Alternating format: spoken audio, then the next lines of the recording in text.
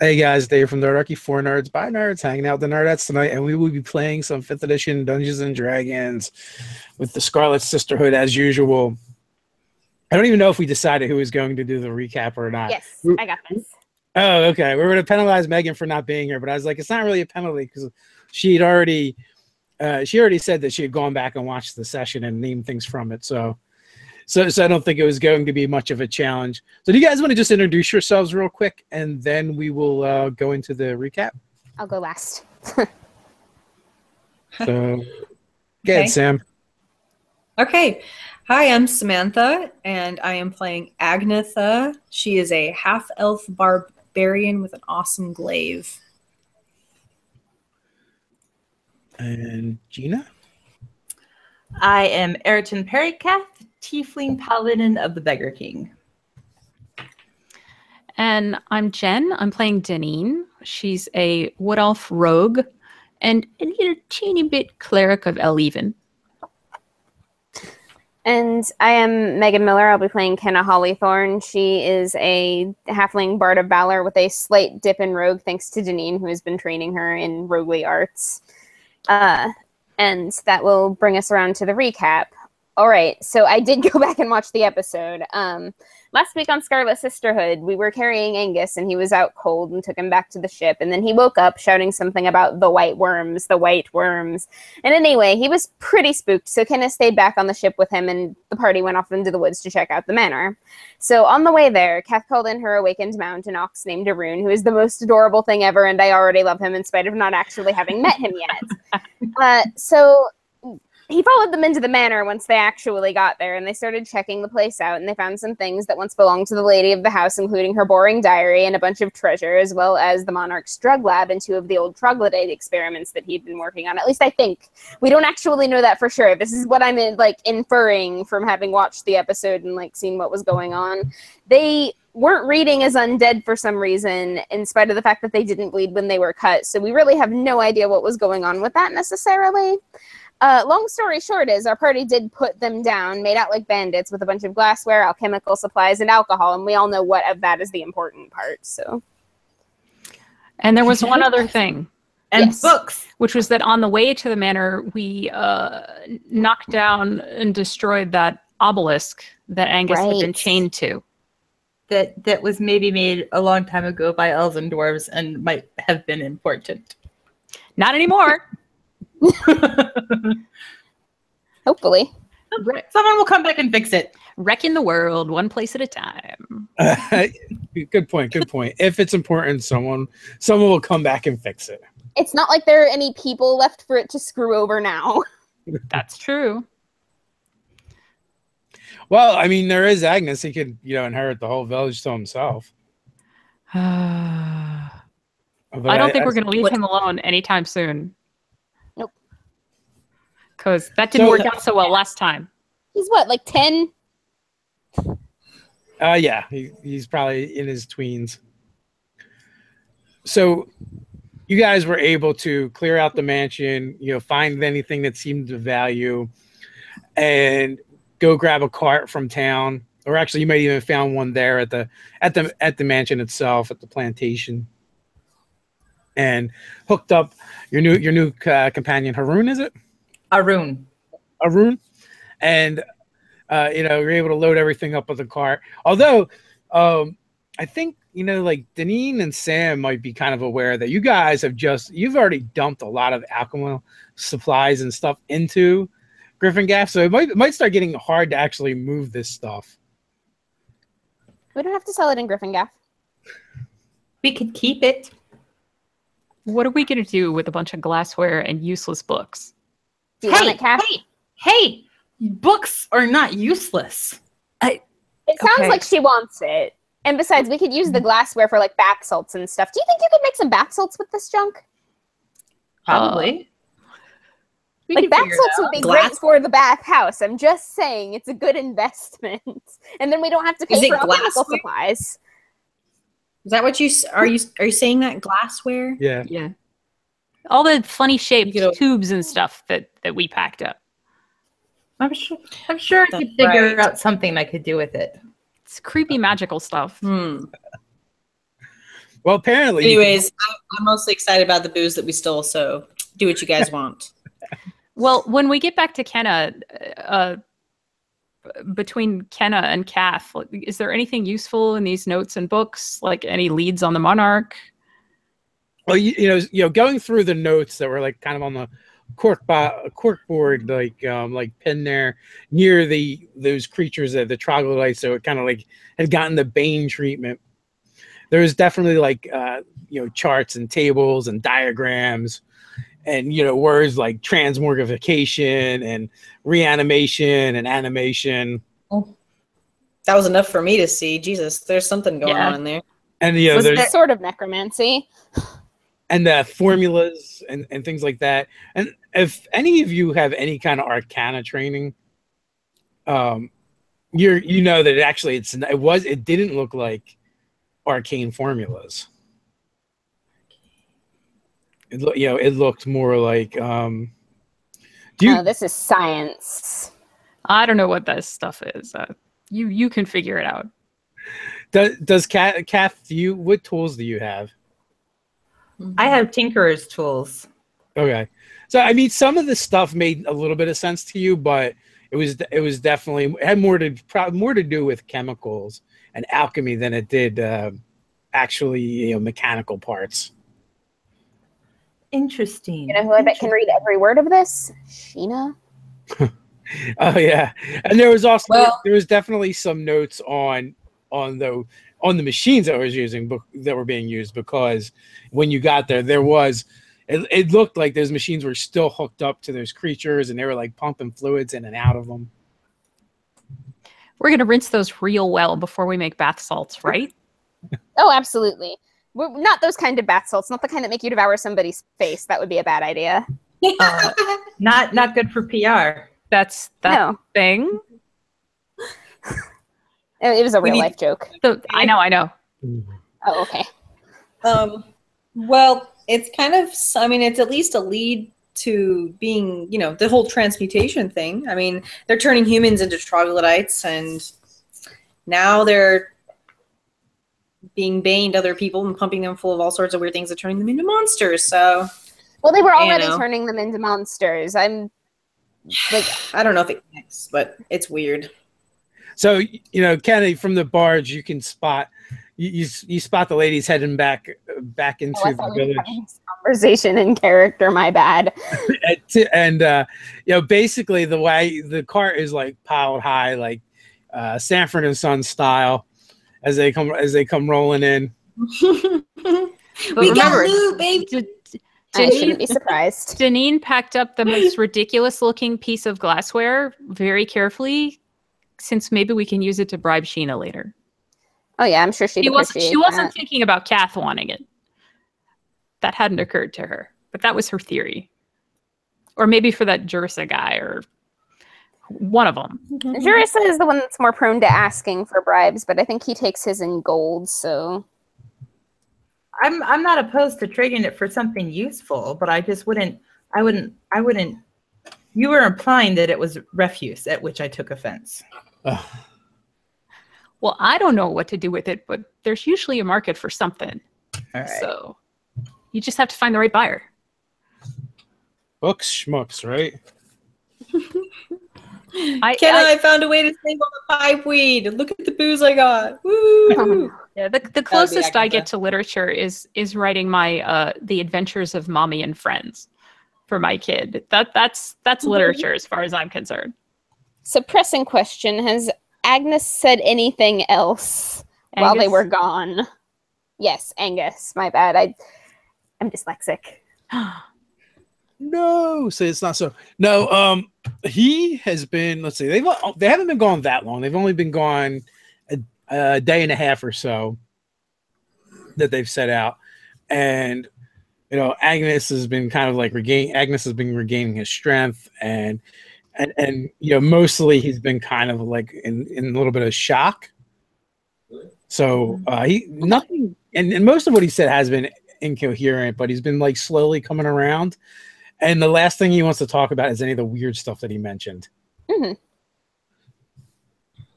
If you press him on it, he just like hides under a blanket and starts shaking. Oh, I am absolutely not pressing him on it. Like, if he's gonna say anything about that, he should say it with other people around. Like, we'll let him wait. Let him have some recovery time. We'll interrogate him later. I get you. So, but other than that, he seems to be holding up pretty well considering everything he's been through.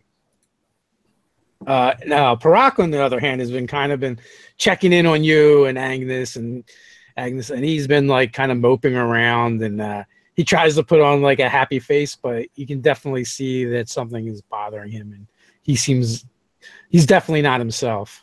I'll ask him if he wants to talk about it. I'm absolutely here to listen. People say interesting things when they're sad.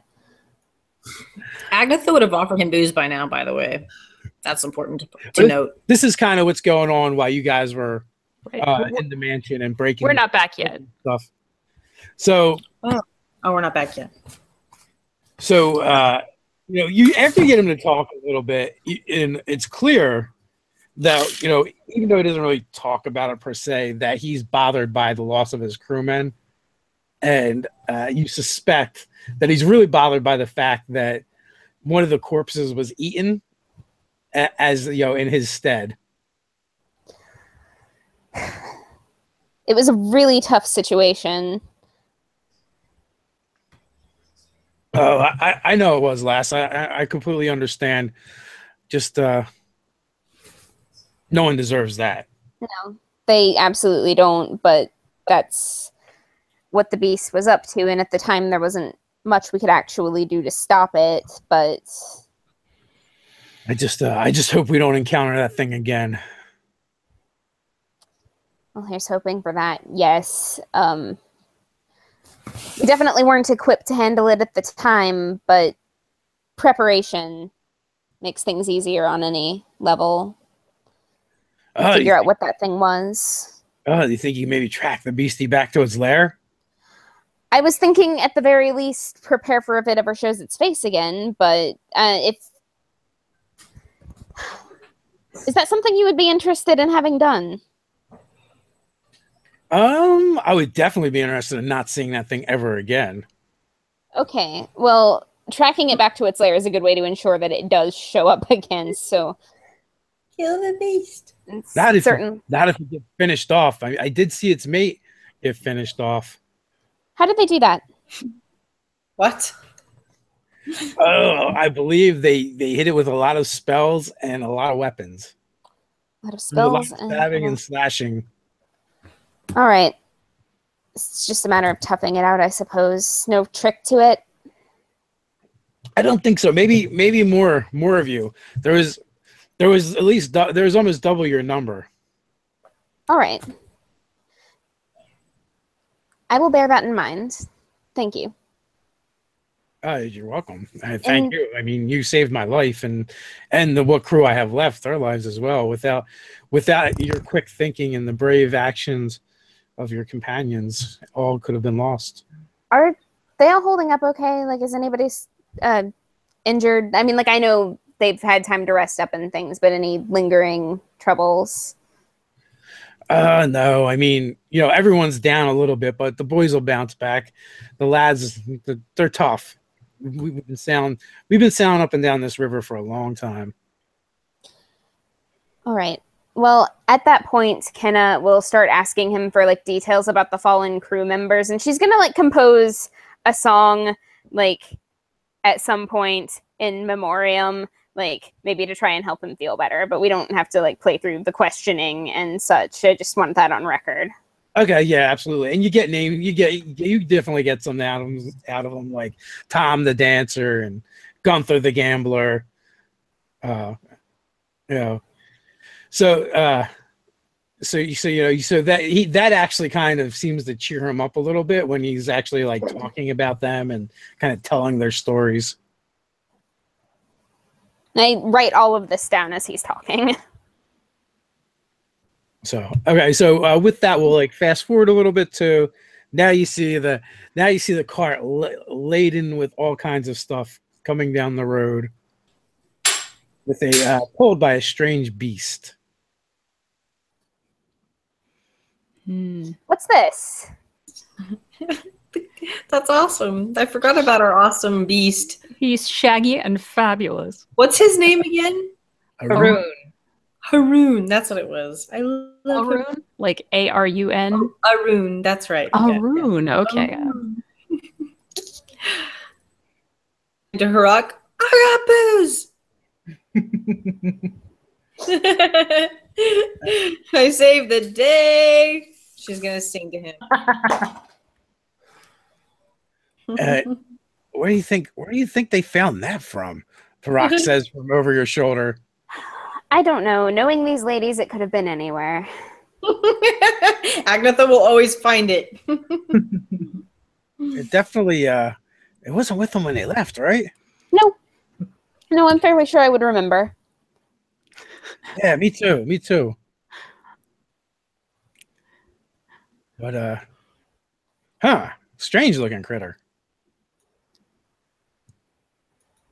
So with that, the gangplank gets lowered, and you guys are welcomed aboard Harak's barge. So Deneen starts excitedly telling everybody about what happened at the manor. She's not very excited about the books, but she's hoping that there's a clue. And that's the summary that we were talking about earlier. Mm-hmm. How about that? Yes. So good hunting then? Well, we didn't find the guy, but at least we knocked down the that big monolith thing that was hurting Angus. And then she sort of glances around to see if he's above decks. That is good news. Yeah, he is around. And he seems to be kind of playing a little bit. So does Arun, has he come aboard the ship, or you send them away? Oh no, he comes aboard. He gets this kind of like hesitant look on his face, and Kath is as behind him, like trying to like. She's like, "Come on, this isn't nearly as bad as being on the ocean. The river is much more settled. You'll be fine." Yeah, so I was just envisioning, like, at one point you're like pulling on his horns, and then like behind him trying to push him. There's like a montage of him like partway up the gangplank, and then less down the gangplank, and then a little more. Yeah, definitely. Look at that stubborn baby. Let's pull an apple out and see if we can get him to come with fruit. You've given your cow PTSD, man. Dishonor on you, dishonor on your cow. Hey, he just gets a little seasick sometimes when he's out on the open sea. But this is. She turns to the Arak. This is much better. This isn't going to be like the ocean, I promise. He gives you a skeptical look, and this is the part that like Kath is used to, but the rest of you might find a little disconcerting because the way he reacts to the things that are said to him seem to definitely outstrip the intelligence of a beast. Now, I think Kath might have mentioned that he's smarter than normal. Yeah, he was like nodding in response to questions earlier, but Kenna will talk to anything. That's true. That's true. It wouldn't even faze Kenna, would it? No. So Kath is like literally hanging from his neck at this point, and then she sees the apple come out of Kenna's bag. She's like, "Look! She has an apple. She has an apple. Don't you want it? Aren't you hungry?" And it's that he'll come tromping up the rest of the way. His little nose is snuffling, and he kind of bumps into you and snarfles it out of your hand. Hi. I'm definitely petting the ox. Like, this is absolutely a thing that's happening. Kenna is fully delighted by this. Yeah, he's got the kind of like the blue-black tongue, and like when he takes the apple, like his tongue like literally wraps your hand in your wrist. And like, tastes like most of your forearm as well, and it's like having your arm kind of like wrapped in wet, slimy sandpaper. Oh yes, definitely giggling at that. I'll lean over to Agnetha and say, like, his head is as big as Kenna. She's just like, oh, oh, I'm a really small person. See, for the first time in a long time, Agatha's so giddy about something. She's like, I know, isn't it adorable? Like, I forget how little she is until I see her again, you know? It's so cute how little she is. That's why I always pick on her. She's so cute. Well, I don't want to pick on her, but it's just... But it's cute when she it's a gets mad. contrast. It's a contrast. Yeah. That's all. Oh, yeah. So, at the sight of a rune, Angus kind of seems to be coming out of his shell and getting braver. He's kind of like hanging back, but you can definitely tell that he wants to investigate the animal.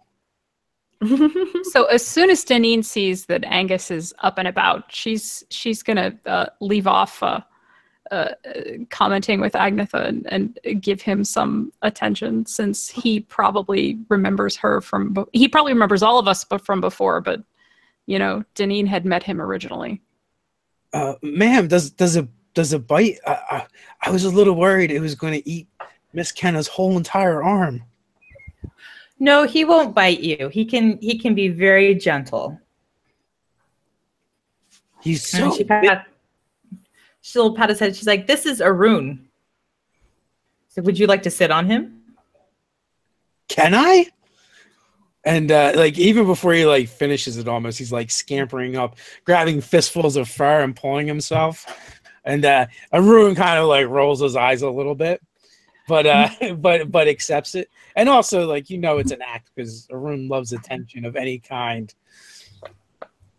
And he begins to like kind of slowly prance around the barge, and also he shows more awareness and nimbleness than one would expect from such a large creature. Her ox is less clumsy than she is.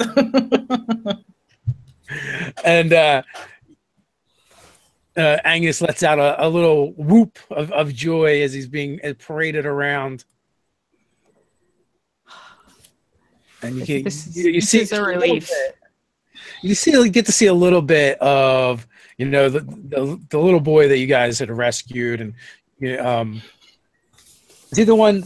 Was it his family that had traveled with you? It was Liam and Cindy's family that had traveled with me, but I recognized him from when we all got back to the village the first time. Or when I and the caravan got to the village the first time. Yeah, so so you're seeing a little bit, you're getting to see a little bit of, you know, that the life of a child kind of like coming back into play. And just for an instant anyway, he seems to have shed the horrors that he's most recently encountered. That's good to see. Where did you get him from? I think Kath or summoned him. Where did Kath? Where did he come from? He just shows up when I call him. He's kind of like my traveling companion, and most of the time he's around, but I wasn't sure what I was walking into when I got to Gryphongaffe, so I sent him away for a bit for traveling. And as you can see, he's a little questionable about boats sometimes, so I thought I'd give him a break on the way out here. But yeah, he just I summon him.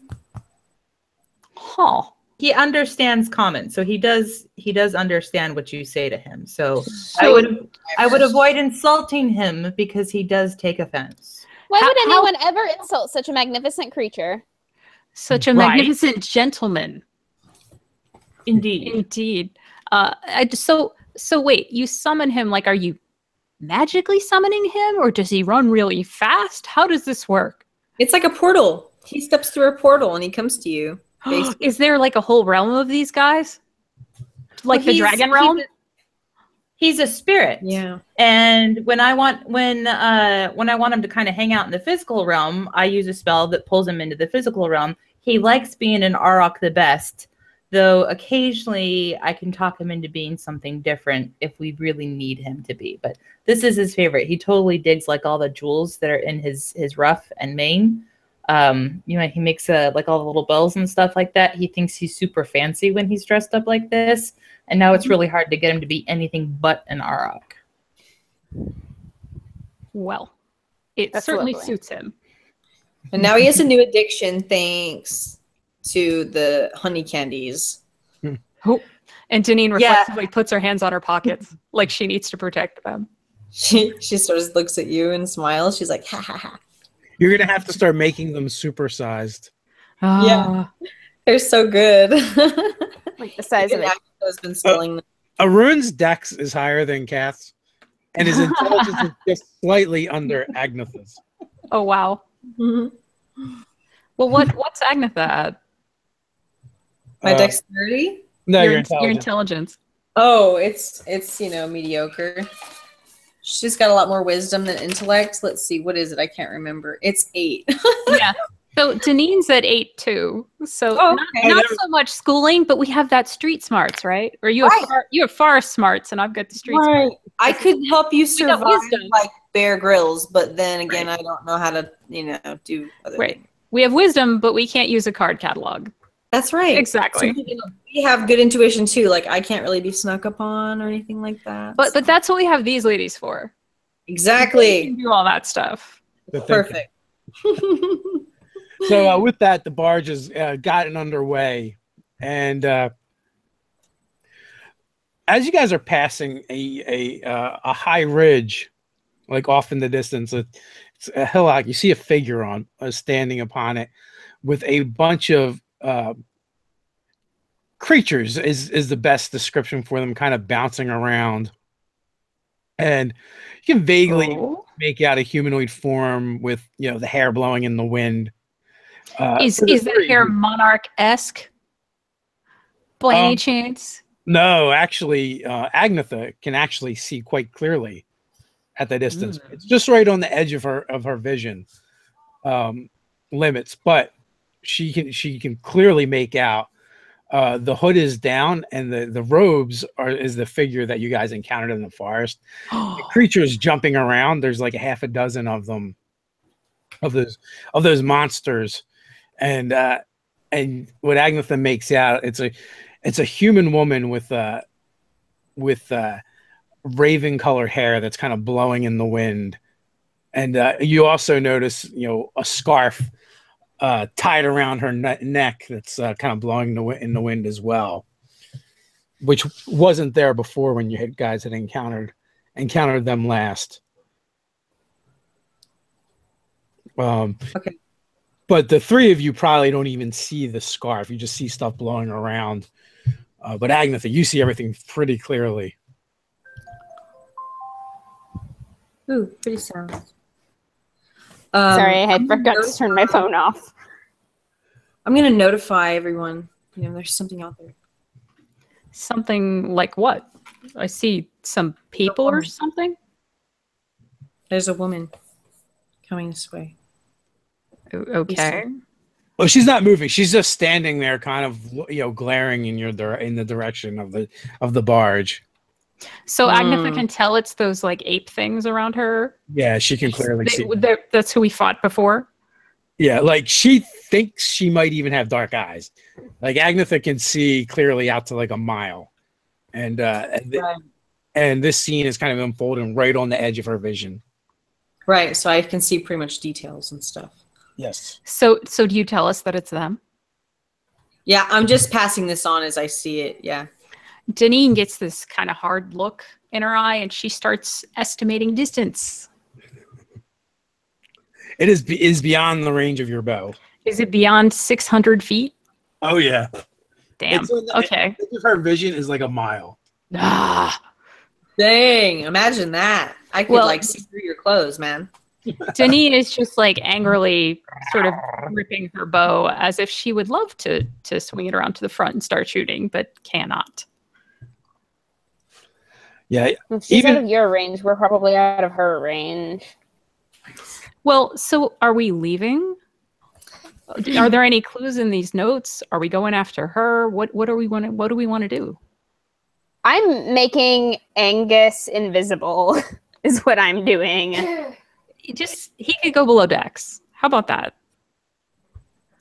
You don't think there's, you know what? Kenna, give me a Arcana check. Okay.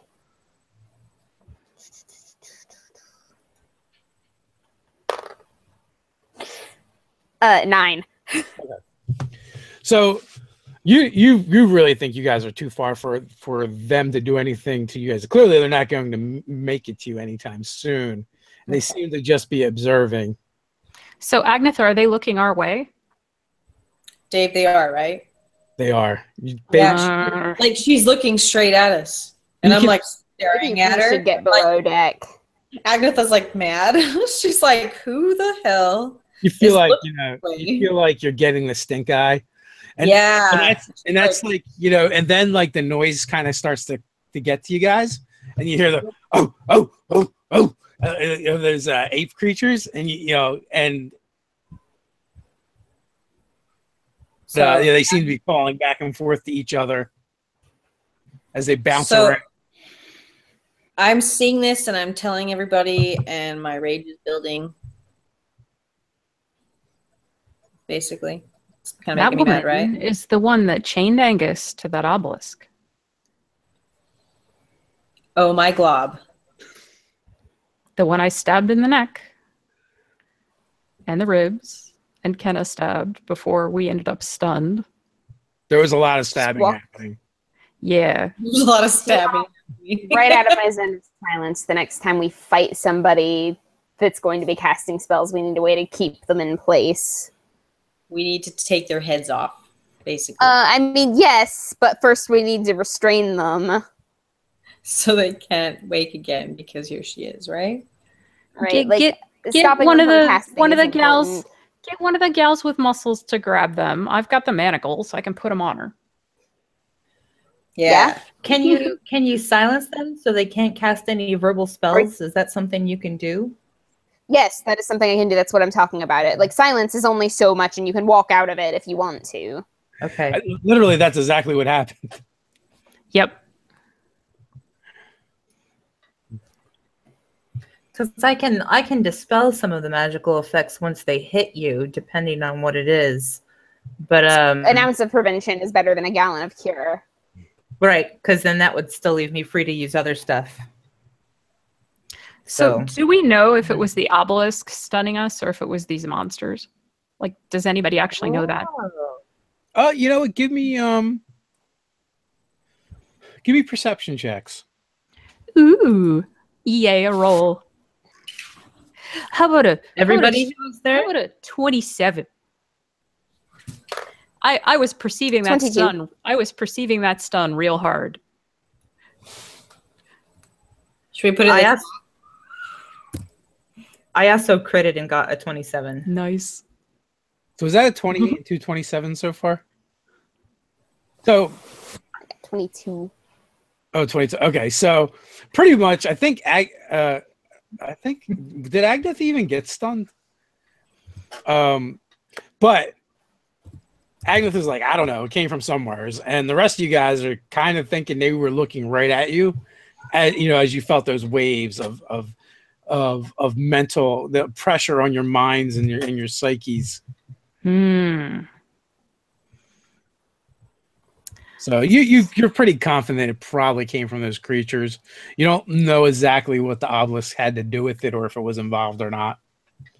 Yeah, you don't know if they were focusing the power of the obelisk and using it, or if it came from them, or if the obelisk was doing something else. But the point is, I think there's still a risk. Yes. All right. You think those things might have the power to turn your brains to jelly. Great. And also, too, when you think back to the old woman that you guys questioned, when you speak with dead, she described one of those creatures and the pain in her head. Right. So That's can right. we see how many are up there on the ridge with her? Is it a large number? Yeah, like you guys, it's a little tougher for the three of you to make out the numbers because they keep moving and jumping around. So in and out of like your line of sight. But Agnetha is fairly confident there's about a half a dozen.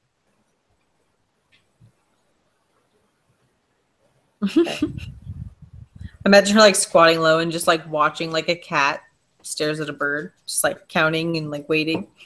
And wiggling her butt. Yeah. She probably has a ghetto booty. She'd be like, Ugh. cat, like an agile cat. That's how Agatha is.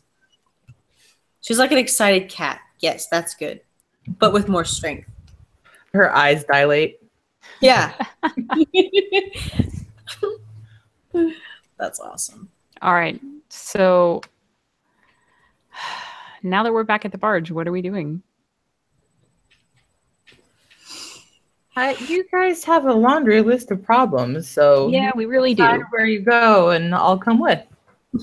I mean, we don't know if there's any leads on the monarch in these papers. It looked like from all the dust, that he hadn't been there in a while. Right. So Do what we else want to do try? we have to chase after Maybe- except this woman? What the about Fae. the portal? The portal, I think, is important to figure out more about. Didn't we destroy that with the obelisk? Wasn't the obelisk the source of the chaos energy? Oh, I thought that was one of them. Dave, was that the one? Yeah, you kind of feel like that was the spot, like the nexus where Oh, the energy was. Oh, seeping okay. out. We've also Oh, got I a missed hag that. problem. Yes, we do have that still too. Yeah. And Oh my Magdalene, goodness. they probably still have Magdalene or some hold Yep. over Magdalene. The rest of your people are still Although down at this in point we can be Gryphongaffe. reasonably sure that he did that to himself. I mean, I can't help but agree with you. Oh, and don't forget, Miss Kenneth said you guys might be able to hunt the dragon turtle in its lair.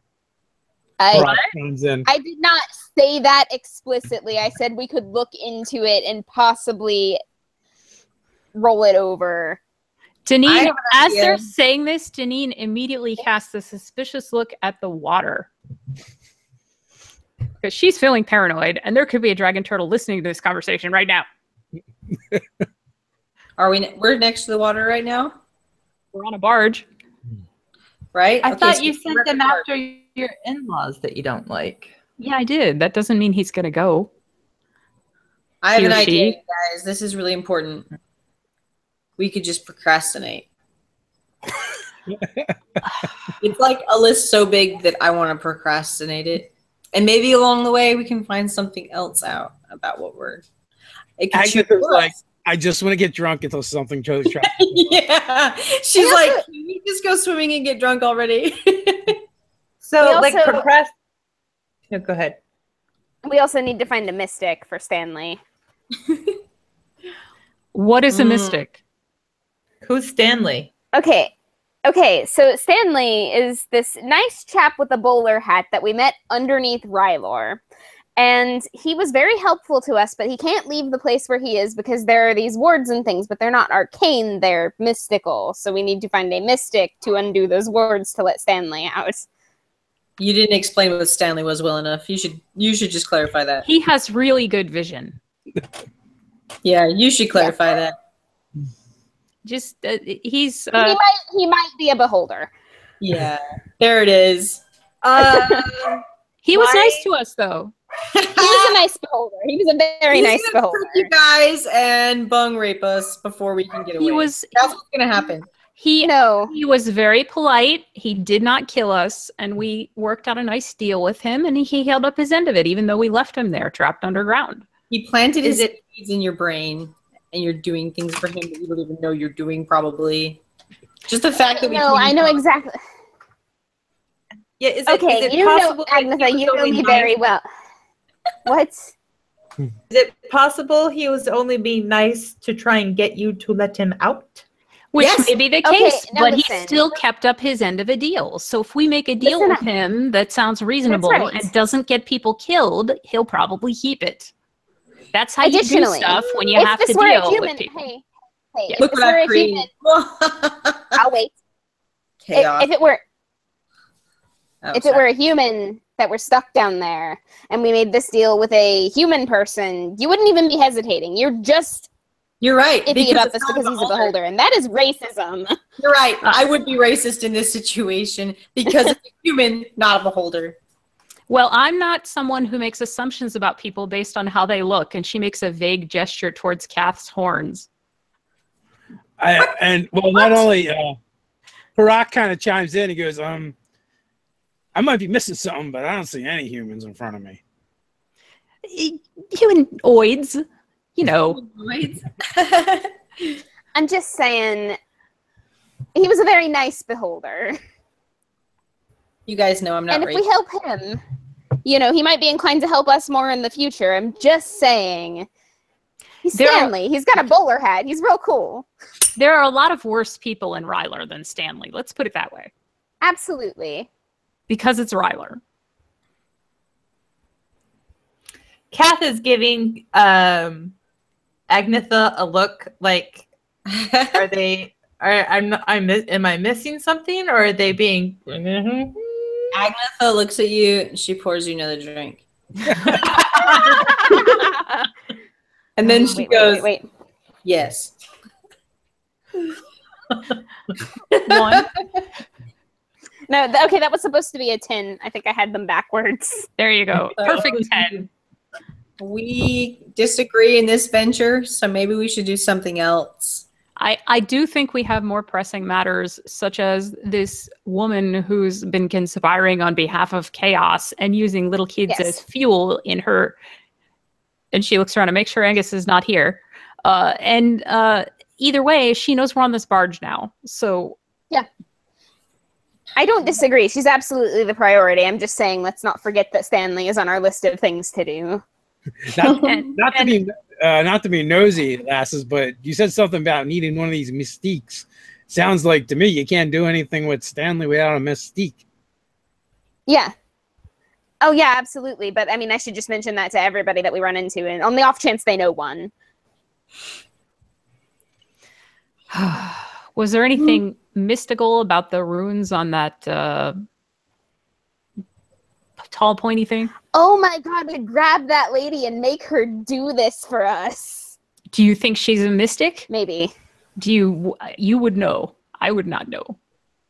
Well, I mean, she did hurt us in our heads. You want us to grab the brain pain lady, help the beholder to let the beholder loose. Yes. Yeah. You're pretty sure the brain pain lady actually used spells. Oh, never mind. What It's do I know? minions that use the brain pain, so. Well, Just give up on probably Stanley already. God damn it. those rocks anyway. Well, that I'm lady gonna needs to get killed is what that lady needs. Yeah, okay. Yeah. So we'll go put her down then. Good. I am all for this. Okay. If it's beating ass, I'm in. So how are you going to go about that? Because clearly, if the barge leaves or doesn't leave, it's in plain view. Right. Janine, are we trying to make decisions again? Well, I just feel like there's people that need killing, and I would like to facilitate that. Because we're not smart, sometimes we do things that are reckless. I don't know what you're talking about. I make very wise decisions. So Here's the thing, she tells Kenna, should we go and take care of this, or what are your thoughts?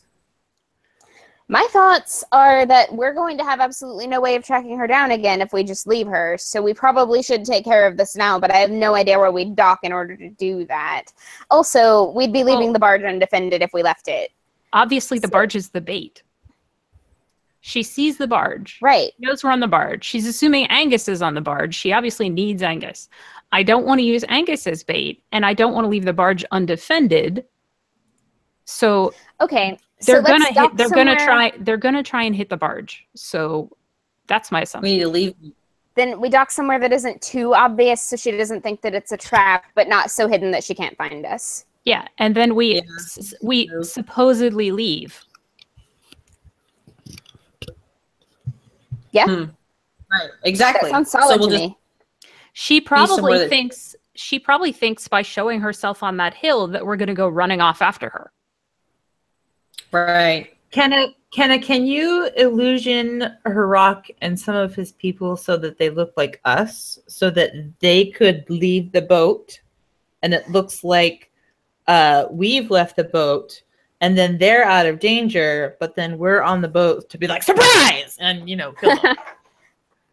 Well, I am not an illusionist, so I don't think that I could do quite that, but I do think that Deneen is very good at hiding, and I can make some of us invisible. I could disguise one person. I could disguise Kenna as Angus, for example. I'm okay with this. Right. That's a good idea. But yeah, if I use I a higher feel level spell slot, I could technically make 3 of us invisible. That's always fun. 3 is my limit. But with how Deneen can hide, that's really all we need ever. So Well, we know I'm not good at,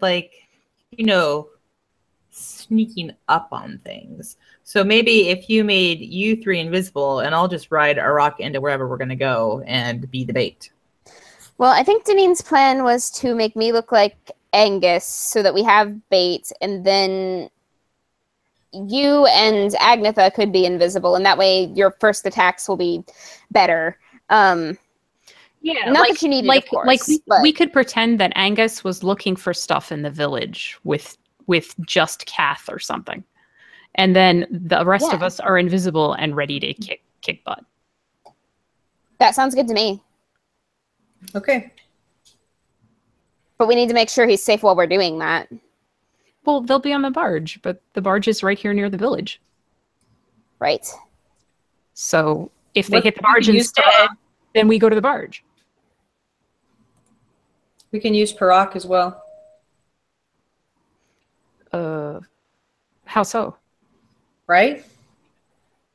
I don't know. What would we Like, use him for? I mean, if there was something like a backup plan, if we needed to escape, he could take off or something. I mean, The just getaway be there to help. barge. The getaway barge. The getaway. Yeah, like the, So keep the barge warmed up is what you're saying? basically. The designated driver, if you will. Right? No? Not a good idea? That I don't think that he'd want to, be at risk of a fight, since he seems sad that, some of his crew just got a few days ago. I still think she wants. I think she's going to want Angus, and she wouldn't mind hitting Kath for bonus revenge. Yeah, so I think that should work. Okay. All right. Sweet. All right. So, how about that? What time of day is this? Are we? It's probably late in the afternoon.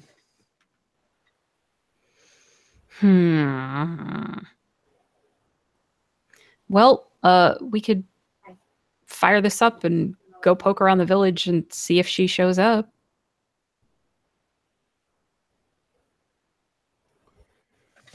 That is true. You can absolutely do that. How long has it been since our last fight with the zombie trolley dudes? Oh, it's been. You guys would have you could have easily taken a short rest in that time. Okay. All right. I think we've got Megan back. We do. Not sure about Sam. I'm down a few spells, but I'm not. I still have some stuff I could do. Well, we could rest on the barge overnight, and then if they attack us at night, we're still all together. And then in the morning, we have Angus start poking around in the village as bait. I mean, Angus, not real Angus. Yeah, and the dead lady said that these things attacked at dusk, so maybe going out late in the afternoon isn't a good idea, because if they attacked at dusk in the first place, maybe that's when they're more powerful. So daytime might be better. Well, or they're counting on the fact that most of these villagers didn't have dark vision. Mm. But we do, mostly. Mm-hmm.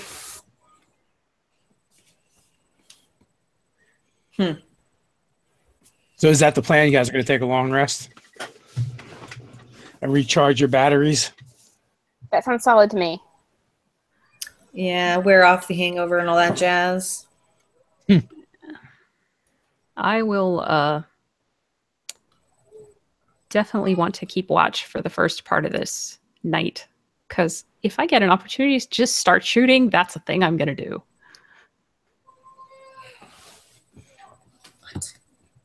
Okay.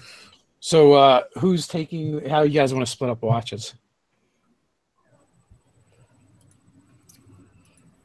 I can go after you, Denise. Okay. I am good for first or last, but I don't want to split sleep. Well, if they came at dusk before, I'll take first because I'm in least need of rest. Right? Believe so, yeah. So also, too, you know, they're like at least a mile away as well. So they would have to travel to you guys. Okay. Maybe we can get some of the crew to do watch so that we could sleep. If they can see in the dark, sure. Oh, yeah, not. I'm not comfortable leaving my fate in the hands of other people. Fair enough. I'll take a middle shift. I don't mind breaking up my sleep.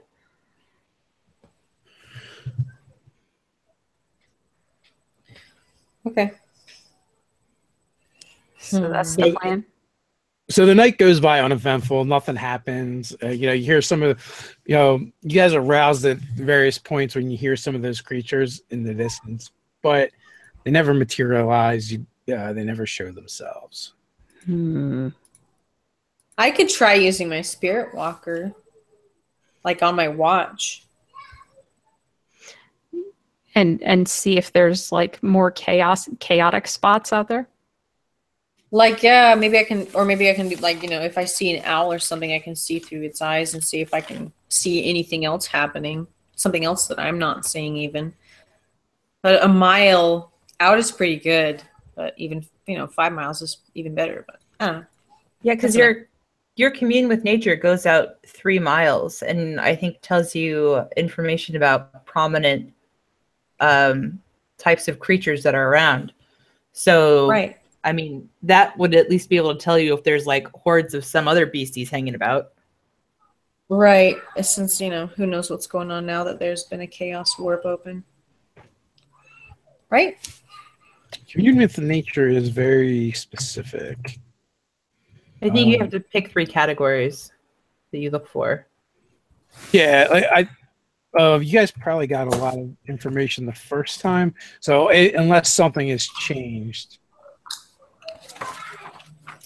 Well, hopefully the only thing that's changed is that us shutting down that obelisk helped. Yeah, Hopefully. So buildings influence from other planes of existence. So it would tell you if if that bleed in from the far realm or chaos is still there. Powerful celestials, fae, fiends, elementals, or undead, which you didn't really see. You guys didn't feel any of those before. Prevalent plants, minerals, animals, or peoples. Peoples might be useful. And terrain and bodies of water. Okay.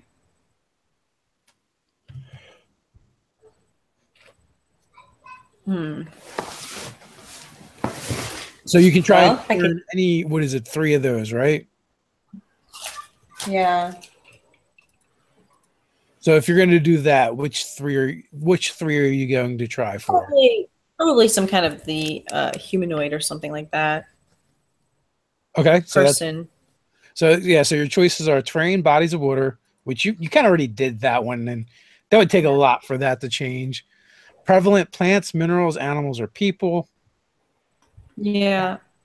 Powerful celestials, fae, fiends, elementals, undead. Influence from other planes of existence. That was one of the things you had detected before, and buildings.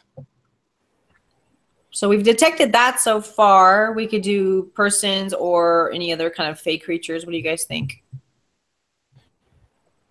That sounds good. The fey? Yeah, Yeah, if there's any remaining influence from other planes, and then the powerful Fae Celestials, yada. Okay, so we know that there's powers from another plane. Let's see if there's fey about or anything else that's beyond just what I'm seeing with my vision.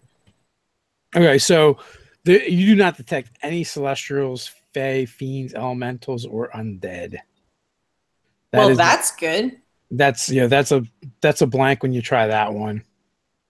So Good. our fears are only slightly justified. There's still something else out there and some humanoids, so that's what we know. Well, monkey humanoid. Yeah, check for the prominent peoples. Yeah, the peoples. That's what I was gonna say. Okay, so prevalent plants, minerals, and animals and peoples. So spreading out from the village that's in front of you and 3 miles out, like you just detect tons of plants and animals and minerals and stuff like that, like including in the village itself. And like, you know, people is like just a slight blip right there nearby. But you know, probably could just outside the village, maybe inside the village. Okay. And then, you know, on the barge itself, obviously, but you knew about those people. So there's nothing that's really weird going on. We know that we're not alone here. So it's kind of makes sense that we're watched, maybe. So maybe that hit in the distance is them hooting in the distance. Yeah. So it could even be normal people or it could be really bad. I mean, who knows? It could be, but you haven't seen many people out this far. You're basically like on the edge of the wilderness pretty much.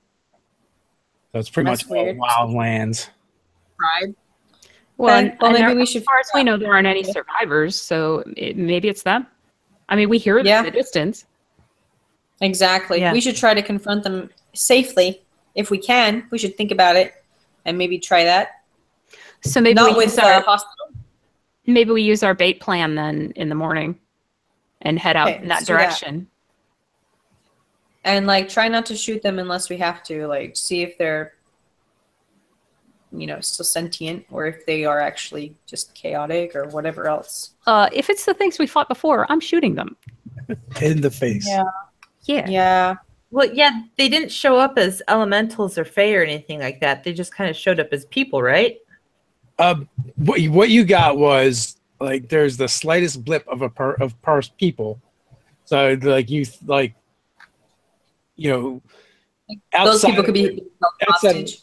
outside of the barge itself, there doesn't seem to be any people around. You did get a blip, so like there's people out there somewhere.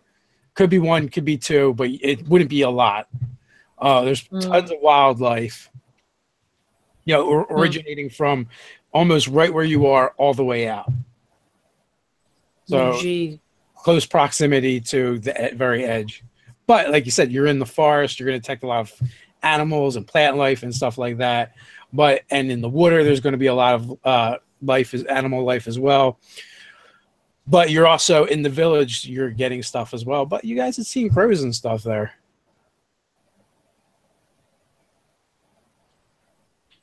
We didn't see any what?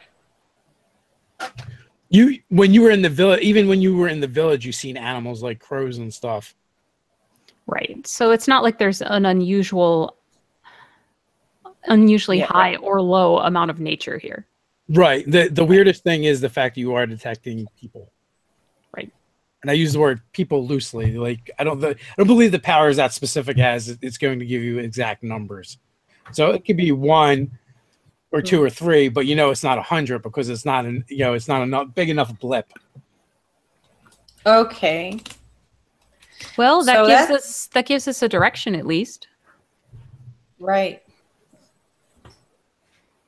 All right. Okay. Well, we'll just give it a shot heading out and see what happens. If that's what you guys want to do. So are you guys going with the Kenabate? Yeah. I don't see why not. How long can we stay invisible, Kenna? And we'll grab this. I believe it's an hour. So What are you doing to disguise yourself? Are you using another spell, or are you using? It's concentration up to 1 hour. For the invisibility. Yes. All right. And I'm going to disguise you using my disguise kit. All right, so give me a disguise check. Is that dexterity? I have that too as a charlatan. Can I help her out and get better results that way? Yeah, you guys can work together for advantage. Want to use goody? Well, in that case, it's a 27. Okay, very convincing. I got 15. You very much look like a little boy. Awesome. I think. You look great, Angus. Some duct tape to get rid of your curves. And obviously the real Angus is staying below decks. Okay. And then I just need a deception check from Kenna to act like a little boy. Let's see. That would be 27. Okay. Woo-hoo. So very, very convincing. It's just like Angus yesterday being excited to ride a rune. It's just like that. So what are the passive perceptions? I believe Kenna's is really high, right? 20. Yeah. My passive is 22. The check. So I rolled an 8, so. Yeah, we're just using passives anyway. All right. Ooh, I guess I'm going to actually need dice now.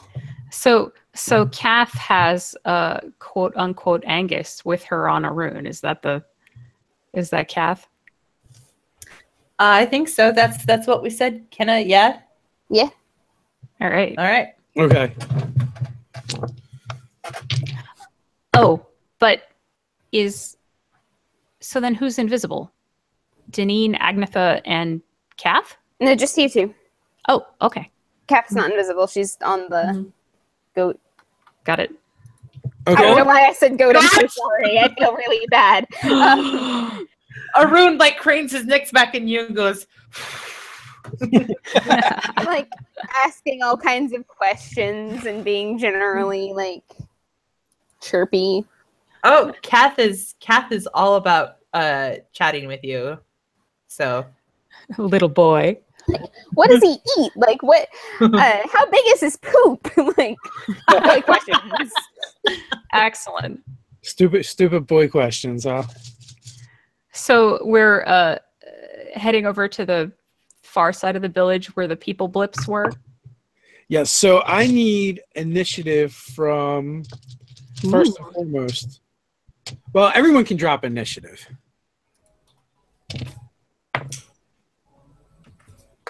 That's an @1. Nice.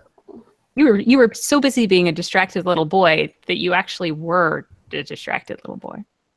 Oh no, I'm a halfling. I can re-roll @1s. So. Oh, excellent.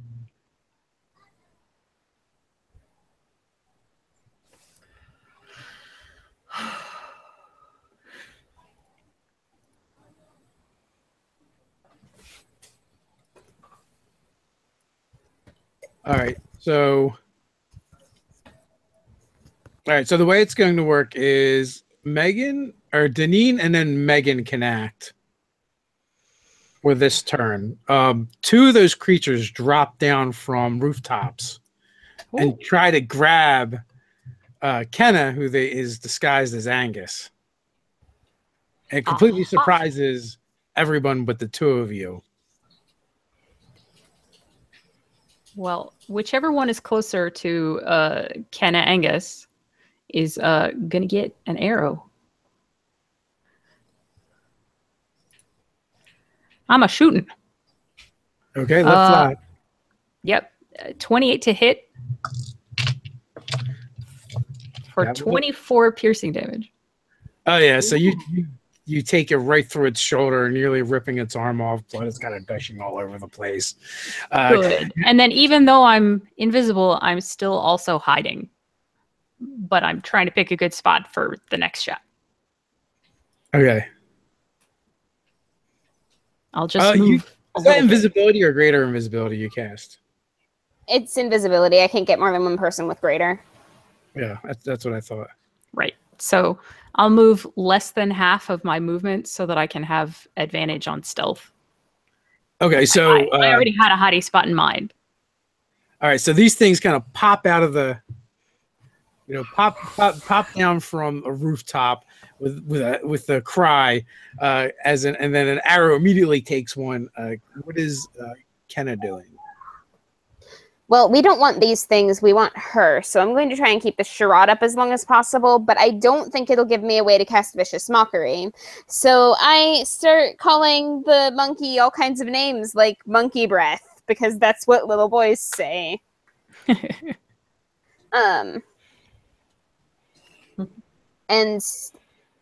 the DC for that is 15. Okay. What kind of save is it? Um, That is wisdom. Probably. I should write that down on my sheet, and I will as soon as I look it up this time. Okay, so it totally works. Cool. So that's It is a wisdom save. 11 damage. So okay, 11 damage. And which one did you hit with that?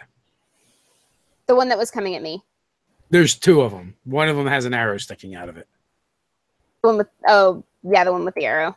Okay, so it Because if we've got a chance of killing that, that's better. it shrieks and grabs its head and kind of falls over, and rolls on the ground for a while, in total disarray from your insults, and then just kills over. Good. The second one though makes a grab at you. Oh, that sucks. So give me a athletics check. Oh, good. Oh, that's strength. Yes, it is. Oh, fortunately, I rolled an 18, so my total is 17. Yes. So this thing tries to grab you, and you just kind of like power through, and kind of like shrug it off of you, and then it looks to. Nope, that's all it does. So it's like standing on the back of a rune, trying to grab you, but you just keep wriggling out of its grasp. And now that brings us to Agnetha. Okay. So I'm invisible right now. Am I invisible? You are. And where exactly am I? Where do you want to be?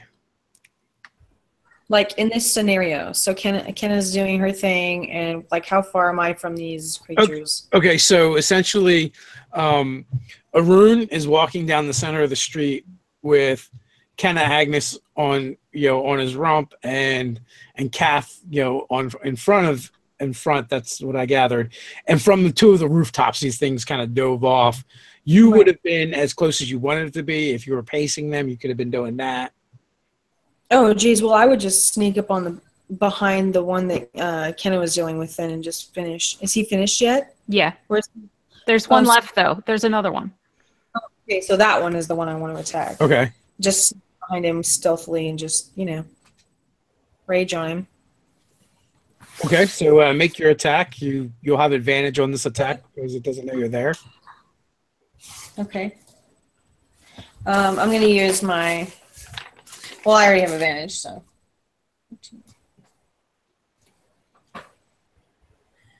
Okay, so a 20 to hit. Yep.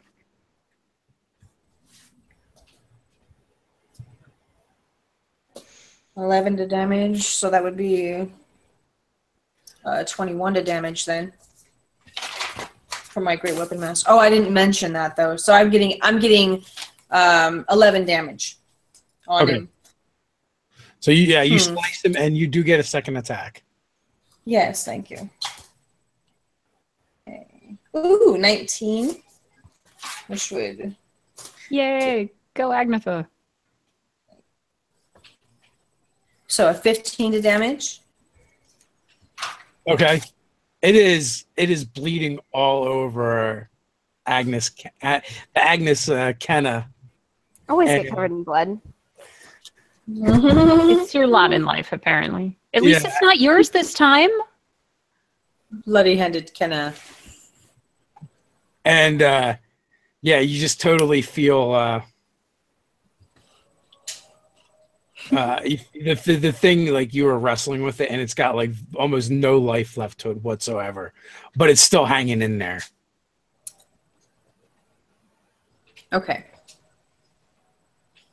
And now, Agnetha, give me a saving throw versus wisdom. Okay. Oh, it's yet another fight where I should have blessed us first. 17.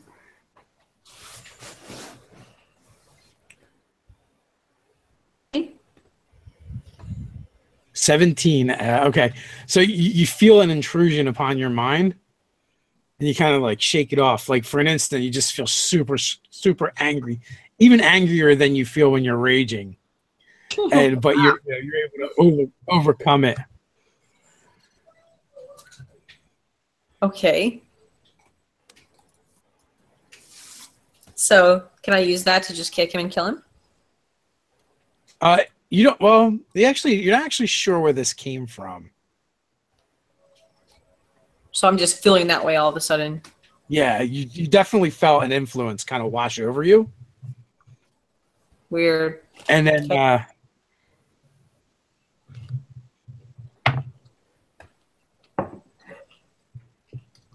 so Denine's passive perception is a 20. Mm-hmm. Okay.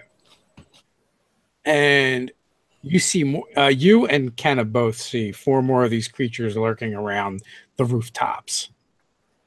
Well, there's the half dozen. Hopefully that's all it is.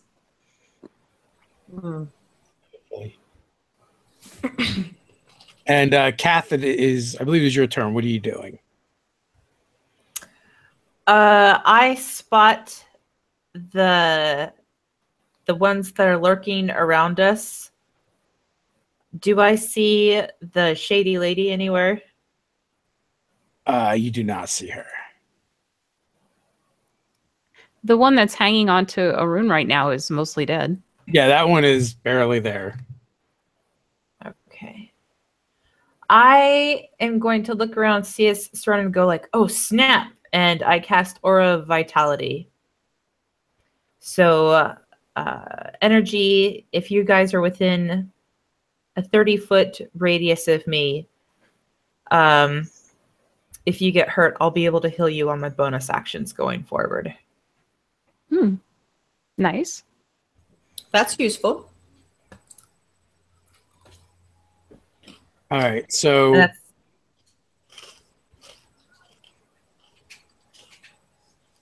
what's everyone doing now?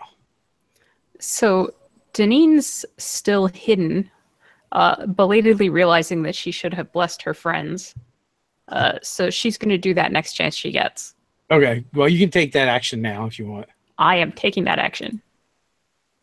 So, the 3 of you, whenever you make an attack or a save, you can add a d4. Ooh. Nice. All right, Kenna, what are you doing? I am pretending that I don't see the monkeys on the rooftops and like kind of wriggling off the ox and looking like doing my best to look scared, trying to draw them in further. Okay. Would I notice these monkeys on the rooftop, Dave? What is your passive perception? It's a 15. You would not. Okay. I'm just getting angry. I guess that's what I'm... Deneen just blessed you all, so apparently she's expecting more trouble. Yeah, you do feel the spell wash over you. You guys have felt it before. So if you want to just take your action to kind of look around, you can make an active perception check if you like. An active perception check? Yeah. It means you get to roll. Yeah, it just means Okay. Sweet. I rolled a 3. Okay. So the three of you, feel a pressure, feel that presence in your mind once again. And actually, The three that are visible. yes, the 3 that are visible. And Arun as well actually feels it. So all of you can give me wisdom saving throws. What And don't throw? forget- I'm sorry, I lagged. Wisdom. And don't forget to add D4. Except for Arun. Sorry, Arun. 17. Okay, you're good? 20. You're good. 16 for me.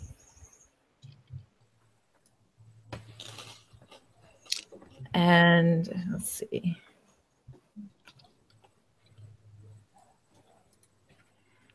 5 for Arun. All right, so Arun lets out like a bellow of pain as he takes 19 points of psychic damage and is stunned. Ooh. Stops moving. Oh. He's just standing there swaying. Ouchie. How many hit points does Arun have? I'm looking for him. I thought I had him uploaded into Roll20. I need to find him. Okay. Well, no worries. We can. With that, we will just drop into initiative. Does he have Auroch hit points? Yes. He's got 38 hit points. Okay. Dave sent me his stats. I just need to find what I did with them. I can get them. Okay. So it's actually your turn, Kath. Okay. Then I am going to take a swipe at the dude that's standing on Arun. I'm going to kind of swing back over me and hopefully don't take off Kenna's head with this. She's nimble. 22. Oh yeah, you totally obliterate it. Oh, it's all gone? Yeah. Okay. And then, let's see. Nobody else is hurt right now except for Arun, correct? That is correct. All right. Then I'm going to use my bonus action to heal him for a whopping 5 points. But I'll stay on his back for now. Next to Kenna. Okay. So with that, we're gonna And go. Yeah. the other ones are still on the roof, right? They're like out in the distance. Yeah. They're Okay. like 20 feet away. All right, good. I'm done. So Agnetha, you're up. So at this point, I see them or I don't see them. At this point, yes, I'm gonna say you see them because they howl. They kind of howl at you guys from Right. the rooftops. So with this building rage that I have, do I gain anything from this or what? Do I get more strength or something? No. You avoided. You for a brief instant, all you saw was enemies when you looked around you. No. You were able to shake Oh, that's not good. So it was like this blood fury, kind of like yeah. Total rage times 3, basically. Yes. You want to redirect that to the rooftop. Indeed. As were my thoughts. Well, since she's quite dexterous, I think I'm going to start running after these fiends and try to keep them as far away from my friends and our plan as possible and try to just start cutting them down. Okay, you can absolutely do that. And with my first attack, I'm going So you're up on the roof? I'm going to start... Can I jump up like, how I always do my cool, like, jumping off a building thing and, flip you can around. totally- And stuff. You can totally parkour it. Awesome. Thank you. Parkour is the word I was looking for. I couldn't think of it. Yeah, I can parkour up onto the roof and start kicking ass. You can. No, it's only like Alright. a roof, so. Okay, see, that's what I was thinking of too. It wasn't that high. Okay, so I'm going to. Oh, look, I found my glaive. It is a DC 12. Okay, so I can't use my glaive like that though because it hasn't been a week. I'm just gonna go up there and start using my attacks on them. I'm gonna rage and use my great weapon master on the first one that I encounter. Okay.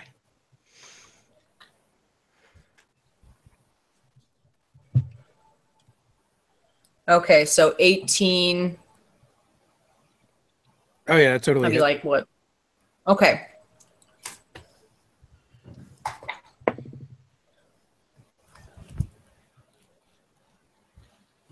And that would be a 20 to hit. 20 damage. 20 Woohoo! You practically got it, but it's still like hanging on. Can I use my action to kick it off the roof?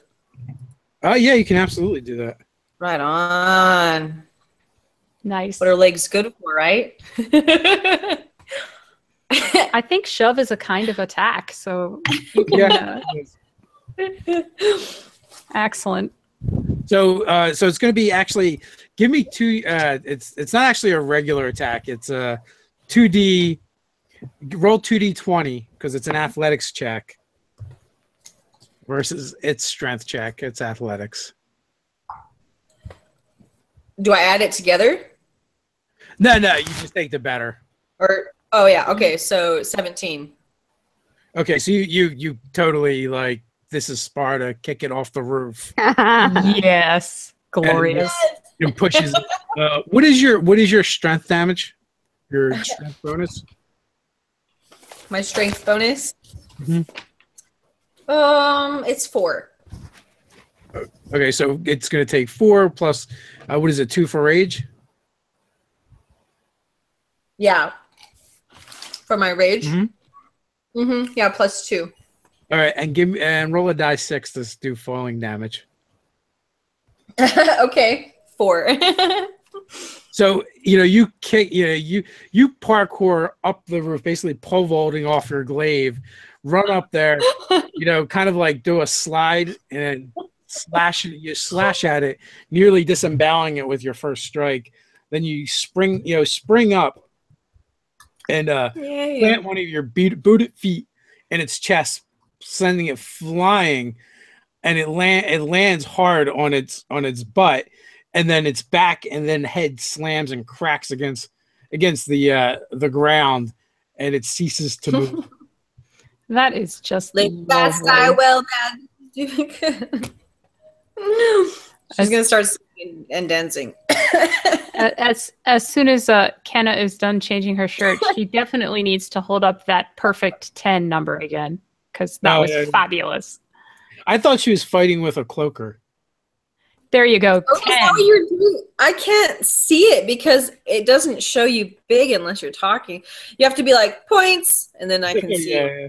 Oh, no, I was just cold, so I put a hoodie on, but I will hold it up again while I'm talking so that you can see that. There you go. All right.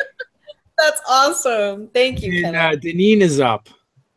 Oh, Deneen is grinning like a maniac after seeing this glorious display from Agnetha. And there's 3 more on the roof, so this is a target-rich environment.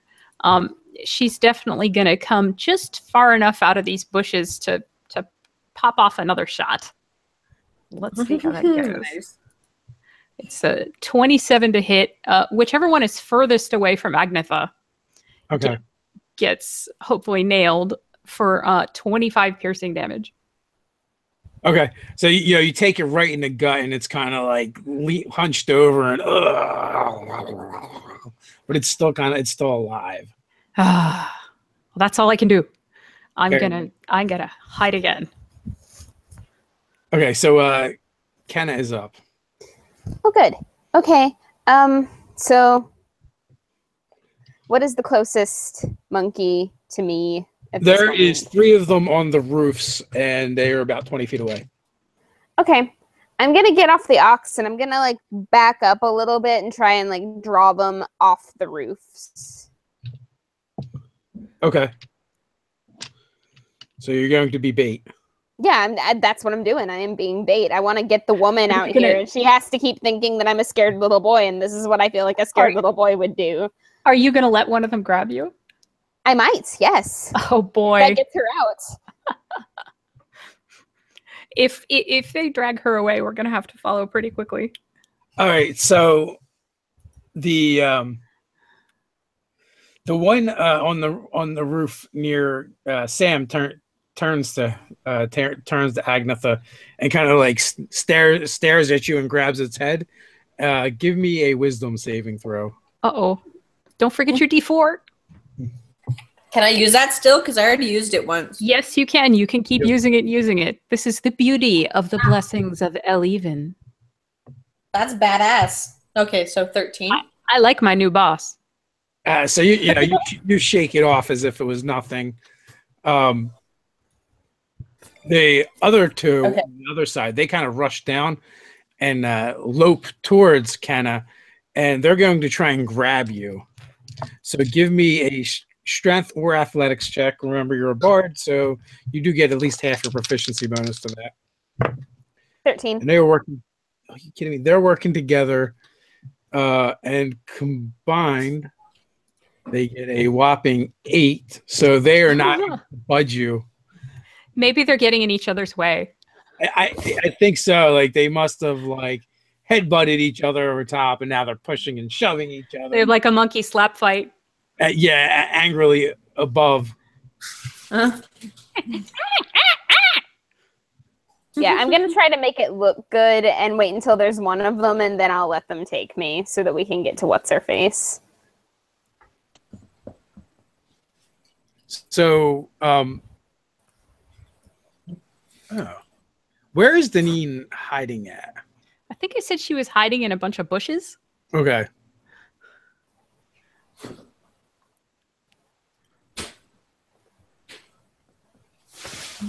She got a 23 on stealth, if that matters.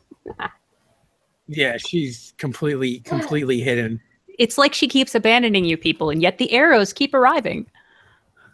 Yeah. You're like Lady Fortune, just when we need you. So, you know what, Kath, on your last turn, I think I needed to get another saving throw from you for a rune. Okay. Let's see. Poor Arun. Let's see.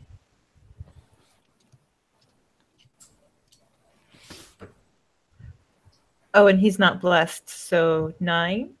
Aw, Okay. sorry. He is still stunned. Means he's incapacitated. So he fails his saving throw. As you see this like eerie luminescent hand appear and pick him up. Oh! And then fling him Yep. at Agnetha. And Kath. I'm on top of him. Oh no. You're on the roof. Oh yeah, you're on top of him.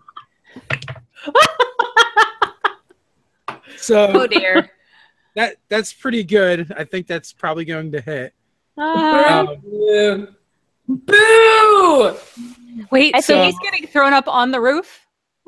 He's The getting cow used as jumped a over battering the ram. moon. He's being used as a battering ram against Agnetha. What is his horn damage? Oh! I I got horned. 20 feet to go? Or no, it would just be his base. Yeah. So 9. Whatever. Should I make a dex check to see if I can hang on, or do I just tumble off? You can make a dex check or a handle animal check. 8.5 from Kenna. 8.5 from the halfling judge. Nice. And so, what is the base damage for his gore? 9. 9. What are the dice? I roll dice. That's the average, right? It's 2d8. 2d8. Okay. So I get surprised. Yeah, you kind of get surprised. As you have 1,200 pounds of Anorak coming your way. That's so sad. You take 13 points of damage. And give me a athletics check or acrobatics check to stay on the roof. Okay. Athletics then. And you're raging, so you have advantage.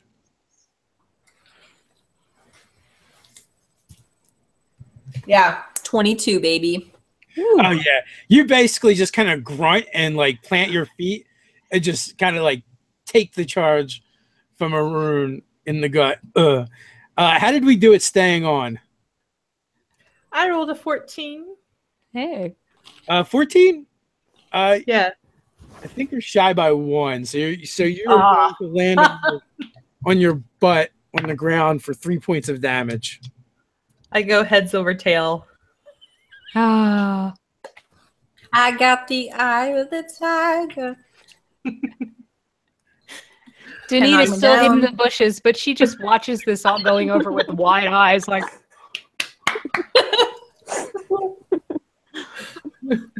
And and then you see, down the street, the woman appear, and she's clenching her fist, and she kind of ducks. She ducks to the side to get cover from one of the huts. Oh. Oh, hells no. And that brings us to Kath. You were up. All right. I am going to run after that lady and lay it down the hammer upon her.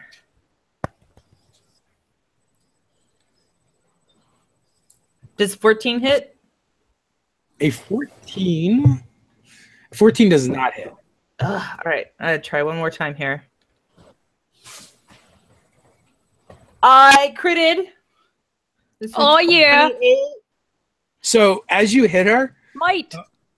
an icy blast shoots out from her body. You take 25 points of cold damage. Roll up your damage. Oh, ouch. Damn it. Okay. So I double the dice, right? Yes. Right. And do And I that double? includes smite her. Oh, she's going to get a level 3 smite? That's a lot of dice. All right. There's math involved. Probably. There's math involved.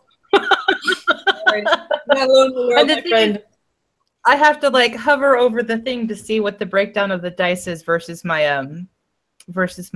ads. So that's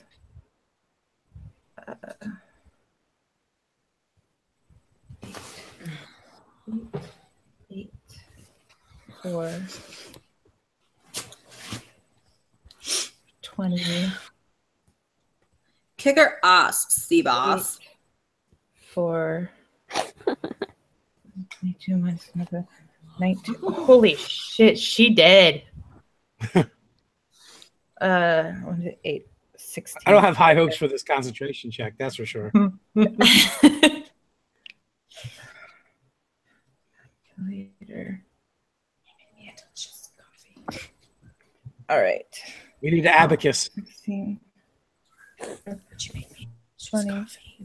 8 plus 4 plus 11 plus 19 plus 8 plus 3. This is kind of wonderful. We need Jeopardy music. Now the eye of the tiger is stuck in my head. Great. Now I have Katy Perry stuck in my head of all the bitches in the world. Why? Why? Katy Perry's awesome. Leave her alone. She's pretty cool. You said leave her a gnome? They said leave her alone. Leave her a gnome. She'd probably like that. 80. Okay. Woo! So you definitely feel like some of that damage was absorbed by that blast of cold you felt. But yeah, you hit her hard and she stumbles back. Let's see. So 80.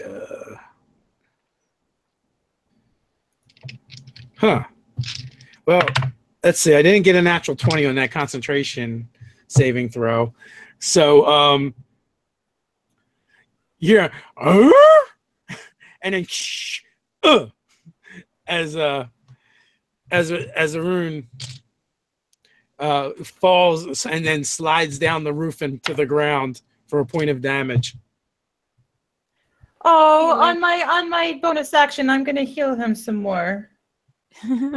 Is there a range, or do you need line of sight? Is he within 30 feet of me? He is probably within 30 feet of you, but you definitely do not have line of sight because you're like between two of these huts. Wah, wah. Other way, I Kenna. I Oh, don't know point if I one need for his No, fall. not the other way. I meant 0.1. He gets 0.1 for that fall. Ah. Well, he landed lightly. Okay, all right, that's fair. I'll switch them. It's 1 for the hit point of damage, perhaps. It says just a creature in the aura. It doesn't say that I have to see him. Okay, because it's an aura. That's fine. So you can use your bonus action and heal. So he gets a few back. My poor little lamb. He needs kisses. He does. I can tell. So, Sam, you're on the roof. You have one of these monkey creatures in front of you. On the ground, there's two of them wrestling and slap fighting. You're not sure if they're wrestling and slap fighting each other or Kenna. And something just happened down the street and kind of like around the corner.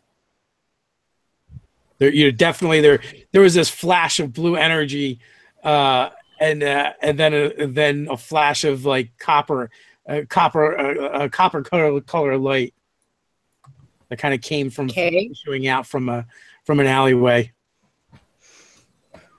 I'm gonna let the idiots fight out, have their little quarrel, and I'm gonna go and check it out what that light was. Okay, so are you going to disengage, or are you going to take the attack of opportunity from this creature, or what are you going to do? I'll take the opportunity attack. Just end him if I can. Oh no, he's going to attack you if you just try and run past him. Oh well, then I'll just kill him. Try to kill him before I leave, of course. So you can absolutely do that. So it's kind of on your way. So you have your 2 attacks. Go ahead. All right. 14 to attack. Oh, that hits, and it's grunting at you. But like kind of like a. Plus, wait. Okay, yeah. So okay, I'm gonna use my D6 as well to that. It's just 2, but it works anyways, right? Okay. I'm trying to find my dice here. There it is. Oops. Okay, so a 12 to hit. That hits. They're not too hard to hit. Yeah. Good. 16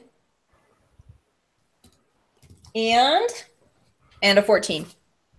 So 16, 14, so 30 points of damage. You just do like the X you make an X with your glaive, and this thing just kind of falls in 4 pieces, quartered, as you run by. And then I jump off the roof, right? Yeah, as you run by, and you're kind of like running, across the roofs of these huts, and you get to the one where you see below you is Kath squaring off with that woman you saw on the hill. Ooh. That'll so be your actions. Unless you have something you want to do. So that'll pretty much be your actions unless you want to have something you can do with a bonus action.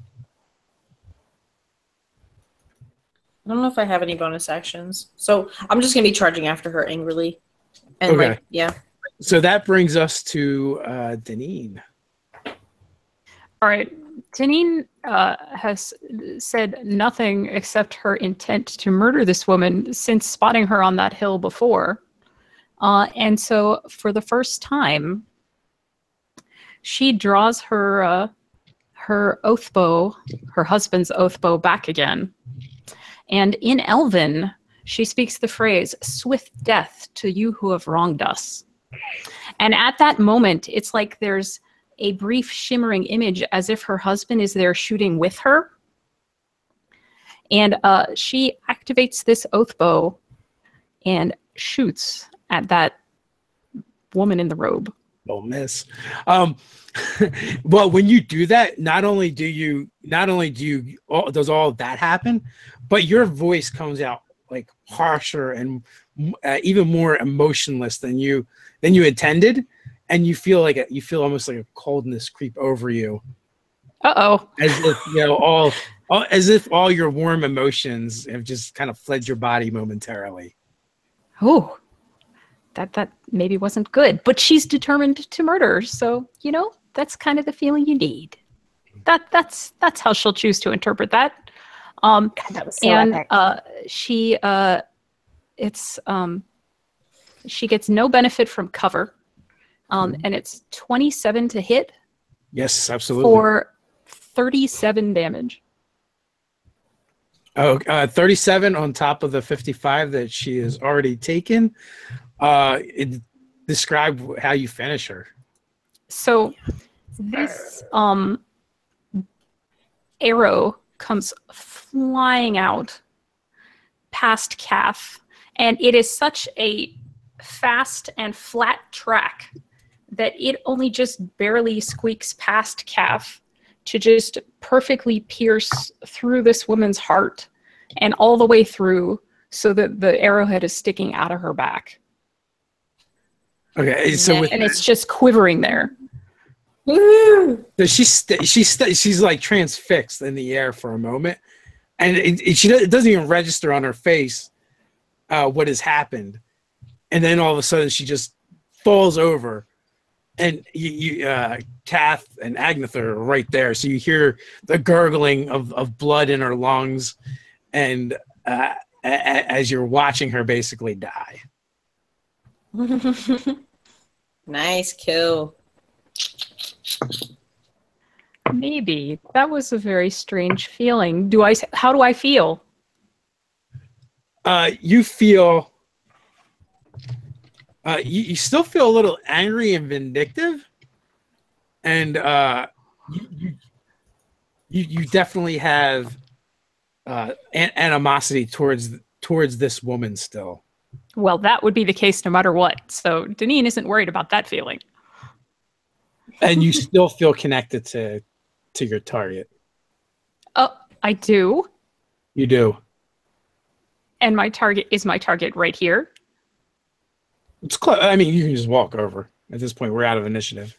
Well, other than there is the two monkey things slap fighting over Kenna.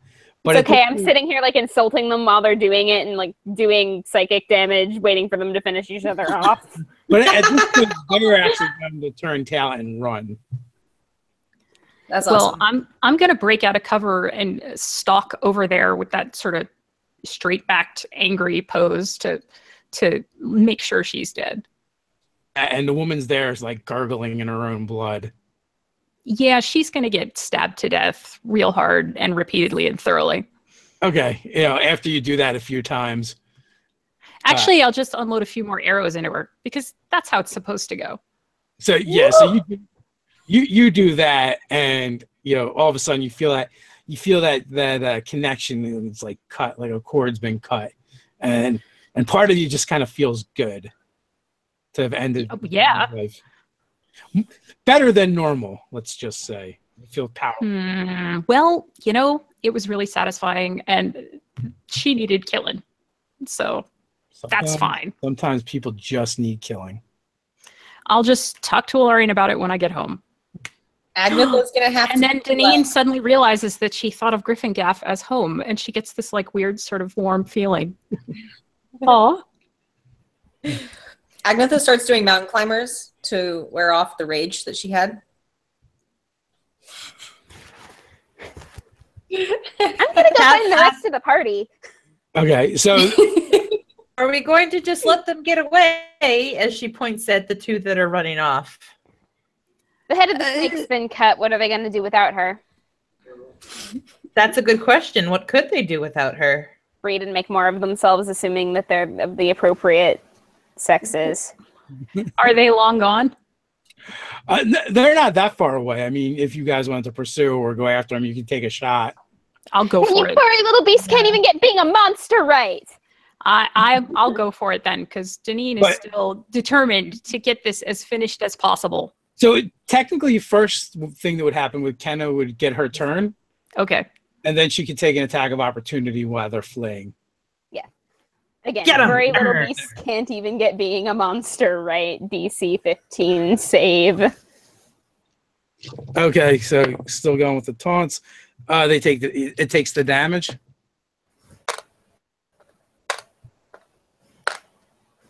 7. Okay. And now you can take an attack of opportunity if you like.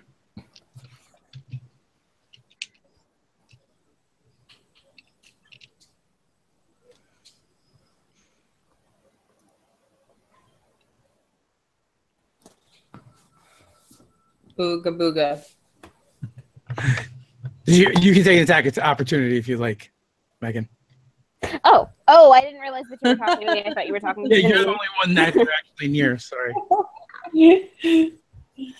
My bad. Okay. 26. Oh yeah, that absolutely hits. 8 damage. Was that a crit? No, it was a 19 out of 20, so not a crit, but close. So Arun is close enough that he could take an attack of opportunity as well. Oh, he's gonna. He is mad, mad, mad. Revenge for Arun.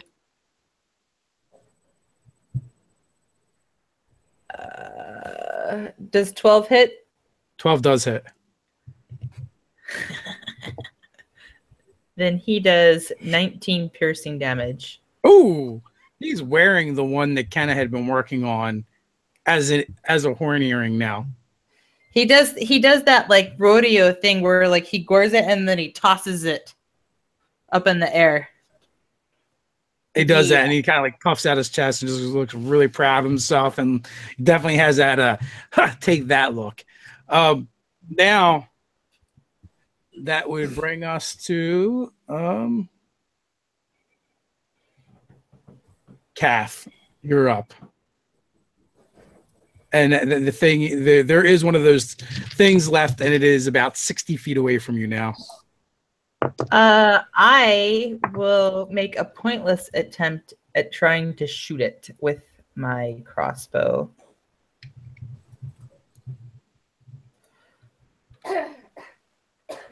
Yeah. No, crit failed that. So, like, I envision Kath like drops the hammer, whips the head of the crossbow off her back, and as she's like raising it to fire, it goes off, and like the bolt hits, sticks in the ground, like just missing her foot.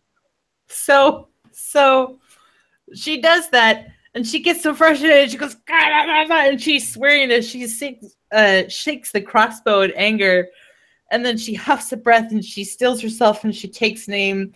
And this one is 17, which I'm assuming it hits. Yes. But because of her super crappy modifiers, it only does 1 point of damage. So she goes, ha ha! But she sees that it does practically nothing to him. And then she just kind of goes, hoof. It just kind of nicks his ear as he's running. And then she turns to Deneen and goes, points to him as if she expects Deneen to shoot him. So, how are you? Just finish him off there. Agnetha, you're up, and it is too far away for you to actually reach it. You could possibly throw a javelin if you wanted to. It's worth a try. So you probably do like one of those running Olympic style throws, to close the distance at least a little bit. Like Achilles. That's going to be the hero in the back of my mind as I throw my javelin. Ha ha ha. Okay. I think let's see, okay. Well, here we go. I'm going to see if I hit. Ooh, I got a 20. That's great. That will absolutely hit. Natural or dirty 20? No, that was not natural.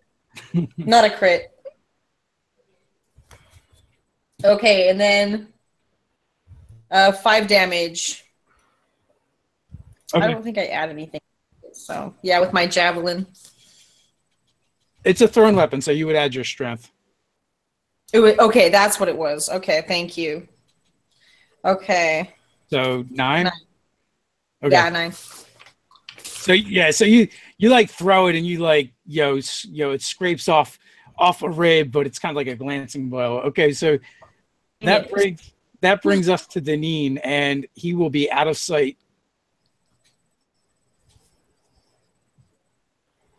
I meant to unmute myself. I just muted myself.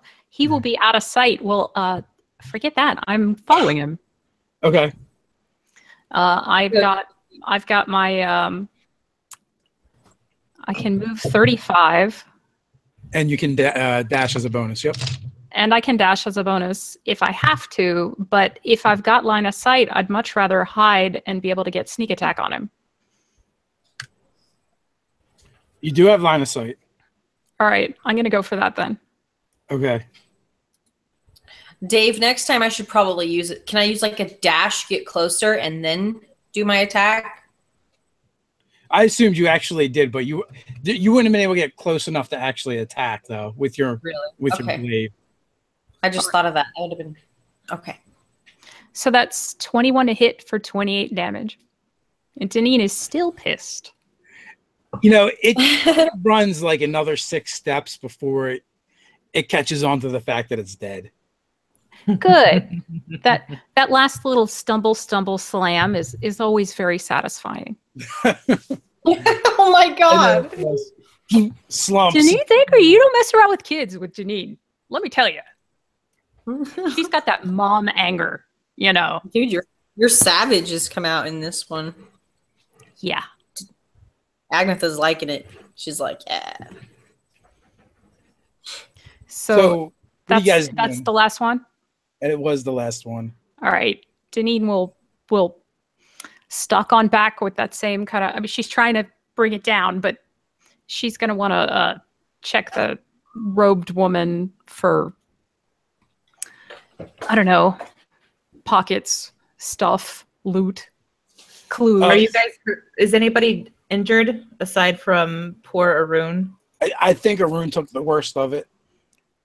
Well, he's all better now because I've been healing him on my bonus actions. So one of the things that you notice right away is she is wearing a ring that's in entwined serpents with 2 entwined serpents, and they come up to either side to grasp a pearl in their fangs. She has she has a empty vial in her pouch, as well as two vials with liquid in them, and she has a pouch full of 20 platinum pieces. Ooh.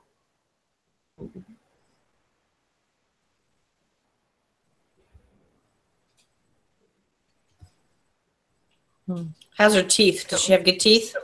What? You're looking for gold teeth? I kid. So nothing that would indicate that this chaos, whatever that she was trying to engineer, went anything past her? Not that you can. No, there's nothing on it that seems to indicate that. Good. She gets another kick, just for good measure.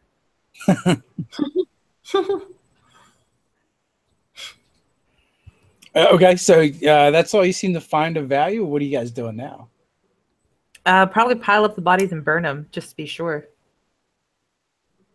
Yeah, that sounds But good. in the monster pile, not the peasant pile. They can have their own pile. Not the respectful pyre. No, the respectful pyre is different. Okay, so you guys said about doing that, and nothing seems to be going on. Wait, hold off on that for just a second. I want to compare her vials to the vials that they got out of the alchemist lab. Hmm. Well, we're not burning those. We took all the stuff out of our pockets. Yes, I know, but if it becomes necessary to speak with dead, she might know something about the monarch. So don't burn her just yet. Oh. Smart. Do you want to keep this robe? Do you think she's part of a group of people? The cult. I mean, I don't know, but just give me a second to compare these vials and make sure that she's not useful still. Go ahead and burn the monkeys. Sounds great. Okay, so you guys said about burning the monkeys, and Do you, if you want to question her, here's a question. Does Zone of Truth work in conjunction with Speak with Dead? Well, speak with dead, they can't really lie to me because I brought them back. Oh, okay. They're under no obligation to tell you the truth. I'm pretty sure that it says something about them answering as completely as they can, but let me check to be sure. So the vials. Do you think monkeys are good? The vials they don't look anything like the other ones you found. These are kind of ornate and fancy. Okay. The other ones were plain and functional. Speak with dead. Semblance of life is intelligence, allowing it to answer questions you pose. It must still have a mouth. It can't be undead. If it's been the target of the spell within the last 10 days, it fails. You can ask the corpse up to 5 questions. The corpse knows only what it knew in life, including the languages it knew. Answers, oh yeah, no, it doesn't have to tell you the truth. But I'm pretty sure we could compound that with Zone of Truth. Well, and it also depends if it recognizes you as an enemy. So. Well, I'm still Who dressed knows? as a little boy, so... That's true. Children shouldn't play with dead things. Good thing I'm not actually a child.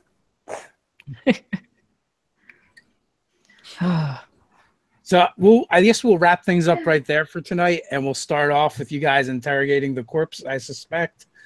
And you have those vials, you have the ring, you have some platinum pieces to add to your collection. So with that, thanks everyone for watching, and thank you guys for playing as always. And we'll do this again next week. So I will see everyone later. And oh, by the way, if you need another D&D fix, tomorrow is Savor and Dice over on the Twitch channel, so you can come hang out with us over there at 9 p.m. Eastern time. So until next time, guys, stay nerdy. Stay nerdy. Stay nerdy. Nerdy.